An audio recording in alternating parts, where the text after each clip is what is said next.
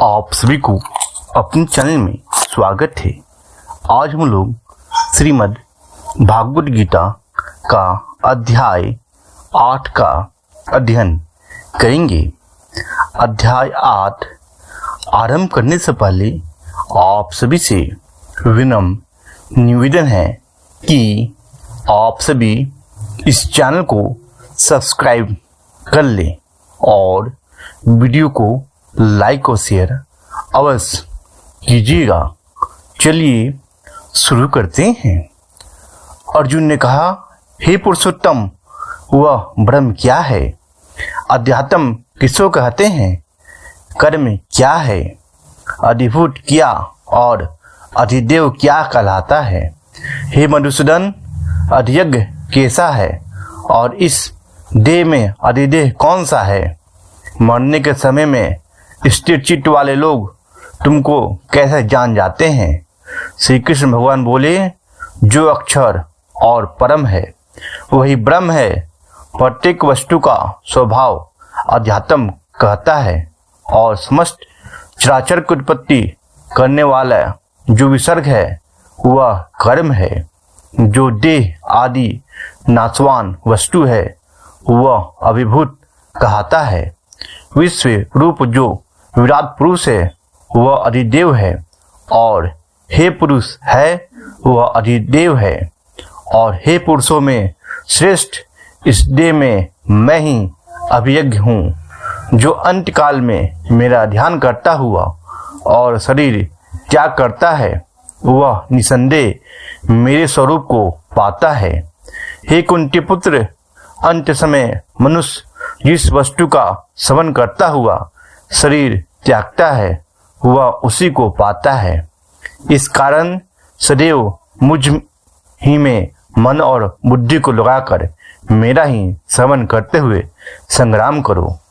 तुम निसंदेह मुझको आ मिलोगे।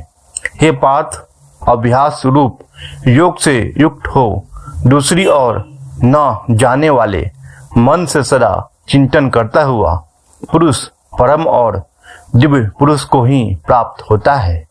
एवं जो अंत समय में मन को एकाग्र कर भक्तिपूर्वक योगाभ्यास के बल से दोनों भावों के मध्य भाग में प्राण को चढ़ाकर सर्वज्ञ अनादि संपूर्ण जगत के नियंता सूक्ष्म से विसूक्ष्म तर सबके पोषक अचित्य स्वरूप सूर्य के समान प्रकाशमान तमोगुण से रहित परम पुरुष का ध्यान करता है वह उसको मिलता है। वेद के जानने वाले जिसको अक्षर कहते हैं वितराग होकर सन्यासी निस्में प्रवेश करते हैं तथा जिसको चाहने वाले ब्रह्मचर्य का आचरण करते हैं उस परम पद को तुमसे संक्षेप में कहता हूँ। सब इंद्रियों द्वारों को रोककर मन को हृदय में धारण कर प्राण को मस्तक में ले जाकर समाधि योग में स्थित ओम इस अक्षर का उच्चारण करता हुआ देह को त्यागता है उसे मोक्ष रूप उत्तम गति प्राप्त होती है। हे पार्थ, जो मुझ ही में मन लगाकर नित्यप्रति मेरा समन करते हैं उन सदैव समन करने वाले योगी को मैं बहुत सुलभ रीति से प्राप्त होता हूँ। मुझको प्राप्त होने पर परम सिद्धि को प्राप्त करने वाले महात्मागण फिर यह जन्म धारण नहीं करते जो नाशवान और दुख का घर है। हे अर्जुन, ब्रह्मलोक लोक अत्यंत प्रयत्न जितने लोक हैं वहां से लौटना पड़ता है परंतु मुझमें मिलने से फिर जन्म नहीं लेता। हजार महयोगियों की एक रात्रि ब्रह्म की होती है। जो इन बातों को जानते हैं वह सब ज्ञाता है। ब्रह्म का दिन होने पर अव्यक्त से सब व्यक्तियों का उदय होता है और रात को उसी में लय हो जाता है। हे पार्थ, समस्त चराचर वस्तुओं का यह समुदाय दिन में बार बार उत्पन्न होकर रात्रि के आगमन में लीन हो जाता है। अव्यक्त से परे दूसरा सनातन अव्यक्त है जो इन सब के नष्ट होने पर भी कभी नष्ट है होता उस अव्यक्त को ही अक्षर कहते हैं।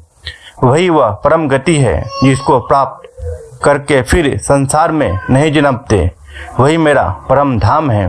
हे पाठ, जिसके अंतर्गत सब प्राणी हैं और जिसने इस समस्त जगत का विस्तार कर रखा है, वह श्रेष्ठ पुरुष अनन्य भक्ति में ही मिलता है। हे भाट सर्व, जिस काल में लौट आते हैं, अब वह काल बतलाता हूँ। जिस काल में अग्नि प्रकाश और दिन शुक्ल पक्ष हो, ऐसे उत्तरायण के 6 महीने में मृत्यु को प्राप्त हुए ब्रह्मादिक ब्रह्म को प्राप्त होते हैं।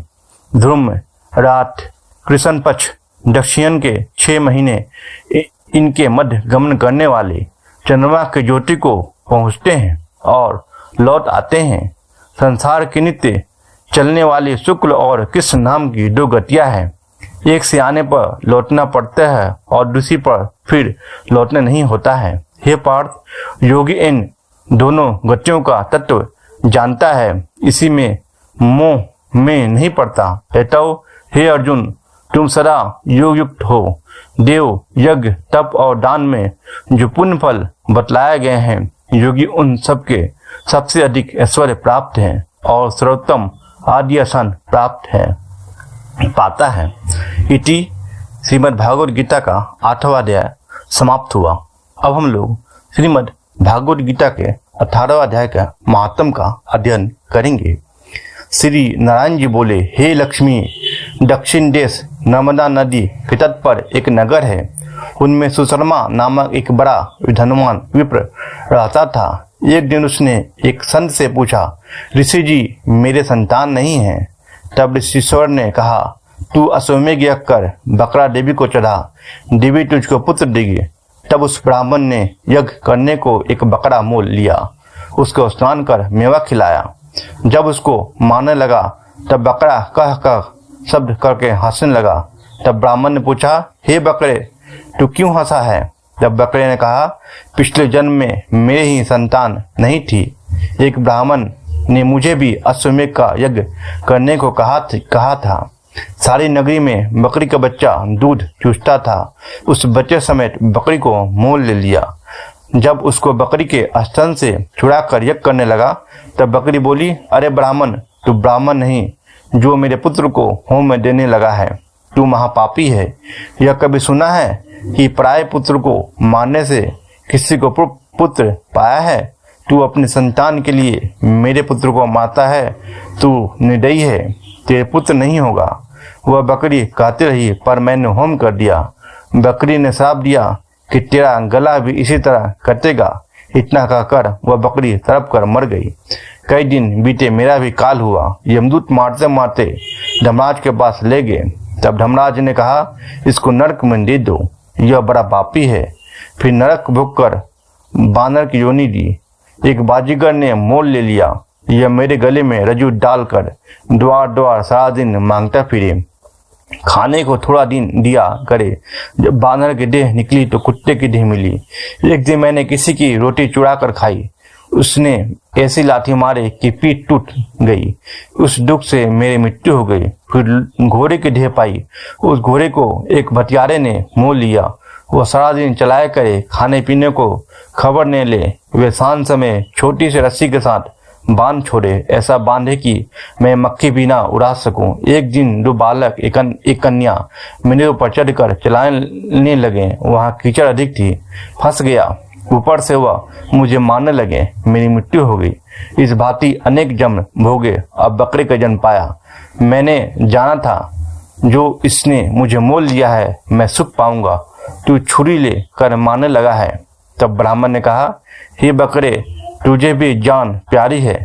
अब मैं अपने नेत्रों से देखी हुई कहता हूँ, तू सुन। कुरुक्षेत्र में चंद्र सुशर्मा राजा स्नान करने आया। उसने ब्राह्मण से पूछा, ग्रह में कौन सा दिन दान करूं? उसने कहा, राजन, काले पुरुष का दान कर। तब राजा ने काले लोहे का पुरुष बनवाया, नेत्रों को लाल जड़वाया, सोने के भूषण पहनाकर तैयार किया। वह पुरुष कह कर हंसा। राजा डर गया और कहा कि कोई बड़ा अवगुण है जो लोहे का पुरुष हंसा। तब राजा ने बहुत दान किया, फिर हंसा। ब्राह्मण को कहा, हे ब्राह्मण, तू मुझे लेगा? तब ब्राह्मण ने कहा, मैंने तेरे सरीखे कई पचाए हैं। तब काले पुरुष ने कहा, तू मुझको वह कारण बता जिस कारण से तू ने अनेक दान पाचे हैं। तब विप्र ने कहा, जो गुण मेरे में है सो मैं ही जानता हूँ। तब वह काला पुरुष कह कर फट गया। उसमें से एक और कलिका की मूर्ति निकल आई। तब विप्र ने श्री गीता जी के 8वें अध्याय का पाठ किया। उस कलिका की मूर्ति ने सुनकर देह पलटी, जल की अंजलि भर के उस पर छिड़की। जल के छिड़कने से तत्काल उसकी देह ने देवदेही पाई। विमान पर बैठकर वैकुंठ को गई। तब उस राजा ने कहा, तुम्हारे में भी कोई ऐसा है जिसके शब्द से भी धम देह से मुक्ति पाऊं? तब उस विप्र ने कहा, मैं वेद पाती हूँ। उस नगर में एक साधु भी गीता जी का पाठ किया करता था। अजाने उसने आत्म ध्यान का पाठ श्रवण किया और देह को मुक्ति पाई प्राप्त हुई। और कहता गया कि हे ब्राह्मण, तू भी गीता जी का पाठ किया कर, तुम्हारे भी कल्याण होगा। तब वह ब्राह्मण श्री गीता जी का पाठ करने लगा। इति श्री गीता जी के 8वें अध्याय का महात्म समाप्त हुआ। बोलिए बोलिए श्रीमन नारायण की जय, श्री हरि विष्णु की जय, श्रीमन नारायण की जय, श्रीमन नारायण नारायण नारायण।